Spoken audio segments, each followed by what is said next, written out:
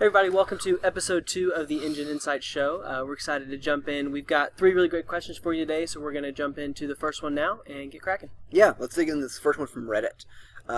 Somebody on the eCommerce subreddit asking, they have hundreds of visitors a day and have no sales. They're saying they've got a bounce rate of 40% and they want to update their product descriptions, but they want to figure out kind of how to increase their sales and get their site performance up. So really, you can tackle this question a few different ways. How we're going to go through it is very high level. You know, how do you diagnose what's going on and what those next steps are, and then we'll kind of reverse engineer back into traffic sources, things of that nature. So when you're diagnosing a site, what are the things you look at when you encounter this type of situation where you've got traffic coming but you're not generating sales? You know, we've really only got one data point there. He says the bounce rate is 40%, and that's either really, really good or really, really bad. It's very hard without knowing the context. If it's people typing in his brand name and landing on his homepage, and 40% of them are leaving, that's pretty bad. If it's some generic traffic from AdWords or whatever, who knows? I mean, that could be a really good bounce rate. So you have to start there. I mean, I think relatively you look at that and then watch where they're doing. If 40% of them bounce, okay, well 60% of them didn't. Well, what do those 60% do? That is, to me, the most important question. Where are they getting lost in the funnel? Are they landing on the home page and clicking on a navigation page and never getting to a product page? If they are, then the solution is a little bit different. If they're getting to a product page and falling off at the checkout, then that's a little bit different thing as well. So maybe your shipping's too high. Maybe they don't trust you. Maybe you're only taking American Express cards when maybe you should take PayPal or Apple Pay or something else. So it really just depends on where in the funnel you're losing them and why they're bouncing. So talking about being able to diagnose that and go into it, how do you go in and set up? Do you use heat mapping, or are you using actual branching within Google Analytics itself? Branching with Google Analytics is the easiest place to start, and then you do go to heat mapping and see where they're going. Actually, if you can do cursor mapping, that's even better. Where are they hovering and where are they pointing? But then nothing is better than actually doing user testing. So, Blake, what do we use for user testing? Yeah, sites like Crazy Egg, other platforms like that, where you can actually pay small amounts of money to get real users that you target, bring them onto your site and see how they're actually shopping. I've gotten more value from seeing people kind of outside my sphere of interaction on the site actually buying and shopping than I do from anything else. Yeah, the Medical Scrub site that we own, we were able to go in and say, hey, give us 25 nurses, and it'll record them shopping. And you give them a task and say, hey, go to this site and give us your feedback. Go all the way to checkout and don't type in your credit card, unless you want to. That'd be fine too. But and gosh, the simple, stupid things, the errors that we made, you can find them quickly. So those are probably the 3 tools that you use. You're blind to a lot of your own errors until you see it from somebody that you've never interacted with that is kind of fits in your customer profile. Yeah. So in summary, number 1, where are they getting lost in the funnel? And you can do that with the click tracking through Google Analytics. Second thing would be a heat mapping, cursor tracking, ideally, study of the users. And the third thing is just brute force. Watch some real people do it, and you learn more that way probably than the other 2 combined. Yeah, and then to take it back a little bit, depending on the traffic source that you're using, Facebook in particular, because I'm going to make an assumption that Facebook is a part of your strategy. A lot of times when you're driving a lot of traffic to the site but you're not seeing conversions, you're either targeting a poor seed audience, so you're not targeting people who are actually interested in your brand to actually finish that checkout, or secondly, you're optimizing for the wrong event. So one quick hack that you can do is, if you're optimizing for view contents as opposed to landing page views, that's one thing that you can do that actually the trigger won't fire within Facebook if you're optimizing for landing page until that page is actually completely finished uploading. So that's something that you can do. It's one step further down into the funnel if that's from a traffic source problem, if that's what you're seeing native to Facebook. Yeah, our second question is, again, from the eCom subreddit, and somebody's wanting to know examples of the smoothest eCom checkouts on mobile and desktop. So I've got a few pulled up here that we can dig into. While he's pulling those out, I mean, just some general thoughts there. The first thing is the simpler the better. But a lot of times adding some complexity to it actually works as well. So when you look at the argument between multi-page and one-page checkout, I come down on the side that simpler is better. most of the time. That doesn't mean that multi-page checkout doesn't have its place, and in fact, putting elements in there can work better. It all depends on the product, so you really have to A/B test it. Yeah. Blake, show them some. Yeah, the first one I'm going to pull up here is from Nomad.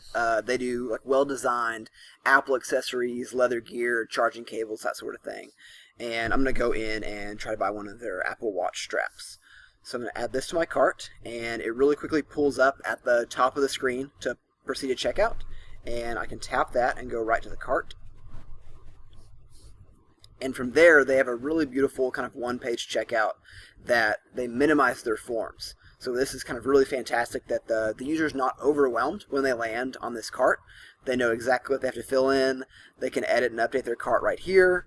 And then they have their choice between credit card or PayPal. So as you sort of fill in information, then the fields expand. But it looks a lot quicker and a lot easier. It's very streamlined from the start.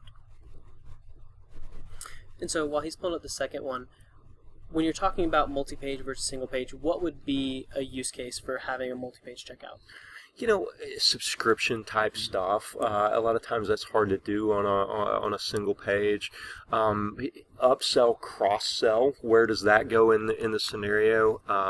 Like if you look at Just Fab back in the day and Shoe Dazzle, the way they did their checkouts were decidedly not single page. I think they were one of the first big companies that came in and said, no, you can actually put some impediments in the way, and yeah, your conversion rate may go down along the way because you're adding multiple fields, but your AOV or if you get them to opt into a subscription later on down the other road, it can actually go up. So single page, fewer entry fields is always better until it isn't, and it's often paradoxical what makes it better. If that makes sense. Yeah, and I think like if you're selling like Casper, if you're selling a large item, single page checkout, especially because I don't know if you're going to upsell them. Obviously, try it, but when you're talking about low AOV items, being able to increase that cart value and have upsells and cross-sells and downsells before the checkout, and then just find the tipping point. So, if you're offering 6 upsells and you have a massive drop-off, maybe offer 3 and then back it up from there. Well, and the other thing you can do is, let's say you are Casper and some genius in the marketing department says, hey, we should be selling sheets and pillow shams and whatever. And so there's a few ways you can do it. Number one would be, here's the mattress, buy it, single page checkout. Well, your B in the A/B test there may be, well, after they begin the checkout, then we're going to try and cross-sell them with an interstitial here. Here's pillows, whatever. And then the third way you might do it is after they've already checked out. So they bought the mattress, add this to your cart, and then have a ticking time bomb of 5 minutes or 10 minutes or whatever, and then add it there. So run an ABC test on those and let the data be the guide. Those are all 3. I don't know which would win. I mean, we could probably vote, and we'd all 3 have different answers. But only one would truly win in the data. Yeah, and the second checkout I have here is from Bonobos, and theirs is great on mobile as well. Something unique about theirs is when you add to cart, their cart slides out, and their checkout experience actually lives all on the right side of the page. They don't take you to a new experience. You live right here, you make your account, and then you check out exclusively in this sidebar. It's fantastic. That's fairly new, is it not? Yeah, I've not seen this.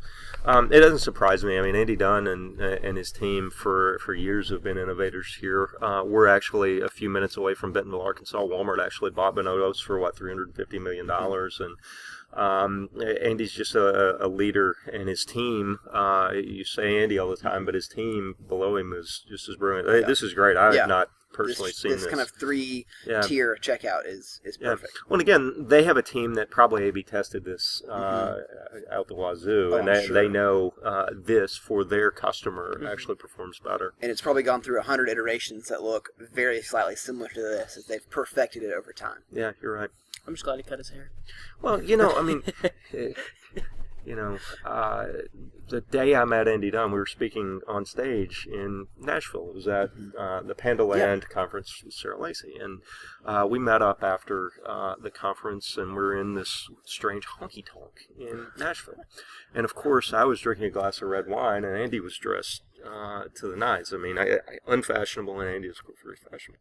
I spilled a glass of red wine on his all-white head-to-toe outfit, and it's very, very embarrassing. So memorable, though. Yeah, very, very memorable, and he probably doesn't call me a friend anymore. So. Yeah, I've got a last question pulled up here. It's about affiliate marketing, and this poster said, everybody wants passive income, and one of the easiest ways is to get people to kind of do the work for you and advertise for you. He or she says they tried to set up affiliate marketing for people they knew, and that didn't really work out. And then they asked the question about, how do I contract people on Instagram or YouTubers within the fashion industry, and how can I go about getting them to be influencers for my brand? Yeah, so I think that the first thing you need to start off with is, I don't know very many income forms that are passive beyond investing.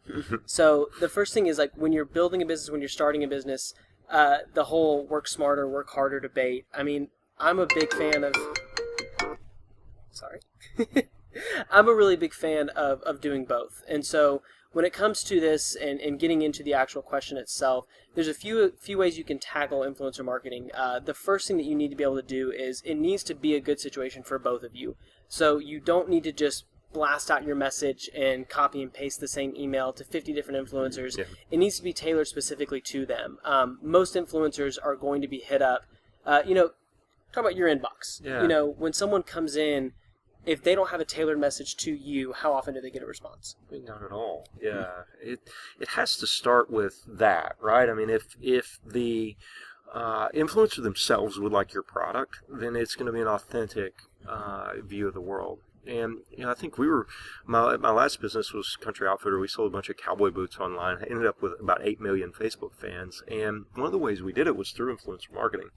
And to us, the king of the hill, the queen of the hill, the absolute perfect person to push our boots was the Pioneer Woman. This was right as she had her Food Network, HGTV, all this exposure. She had her own show, and so she did a 12 days of Christmas. She gave away a pair of boots every day leading up to Christmas. It was perfect because she picked 12 boots that she liked. She wouldn't even let us give them to her. She actually purchased these boots. It was the strangest thing, but she did it in order to be authentic to her brand. So you have to know what the win-win situation is. If you don't have a win-win with your influencer, it's not going to work. If it's money, great. If it's access to cool product, even better. So there has to be a win-win, and in order to do that, it's got to fit their demographic and them as a human being. This is an actual human you're trying to get to do something for you. Yeah, and so stepping it out, it's going after influencers. So if you have a small budget or you're a smaller company, there's a different tactic than if you have a large media spend, if you can reach out to larger people. I mean, when you're working with the Paul brothers, for example, for a 3-hour shout out on their Instagram, it's going to run you anywhere from $100,000 to $150,000.